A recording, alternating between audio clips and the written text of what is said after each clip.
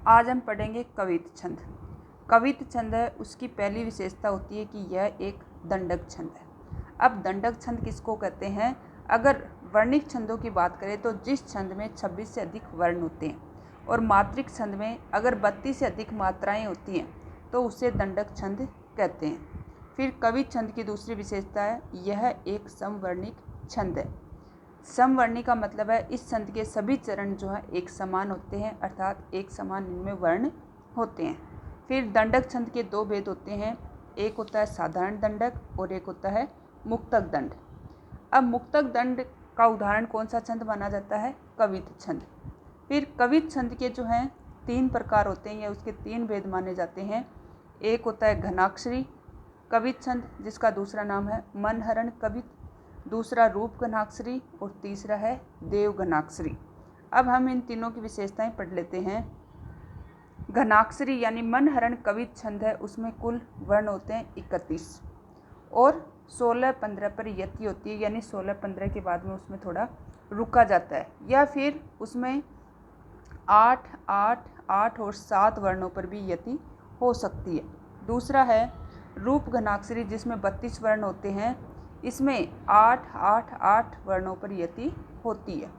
फिर तीसरा है देव घनाक्षरी। देव घनाक्षरी में कुल 33 वर्ण होते हैं, जिसमें 8, 8, 8 और 9 वर्णों पर यति होती है।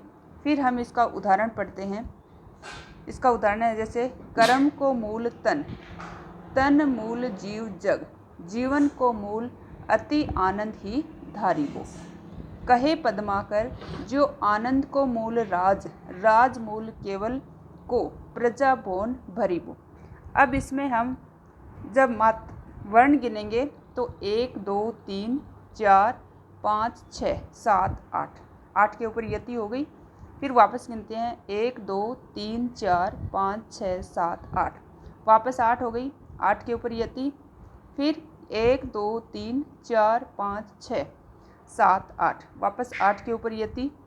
फिर 1, 2, 3, 4, 5, 6, 7, यहाँ पर 7 के ऊपर यति है। तो यहाँ पर 7 के ऊपर कौन सी है? मनहरण कवित्त जो छंद है उसके अंतर्गत 8, 8 और 7 वर्णों पर यति है, इसलिए इसमें कौन सा छंद का उदाहरण माना जाएगा? ये घनाक्षरी यानी मनहरण कवित्त का छंद का उदाहरण माना जाएगा। इसी तरह उसमें नीचे वाली लाइन भी गिनेंगे तो 1, 2, 3, 4, 5, 6, 7, फिर इसी तरह 8, फिर 1, 2, 3, 4, 5, 6, 7, 8, फिर ये भी 8 हैं और ये 7 हैं, तो ये किसका उदाहरण होगा? मनहरण कवित्त छंद का ही होगा। अगर जिसमें 32 मात्राएं होंगी, 32 वर्ण होंगे, 8, 8, 8 और पर यति होगी, तो वो किसका उदाहरण माना जाएगा? रूप घनाक्षरी का। और अगर 33 वर्ण है, 8, 8 और 9 पर अगर यति होगी तो वो देव घनाक्षरी का उदाहरण माना जाएगा। ये आपका कवित्त छंद पूरा हो गया।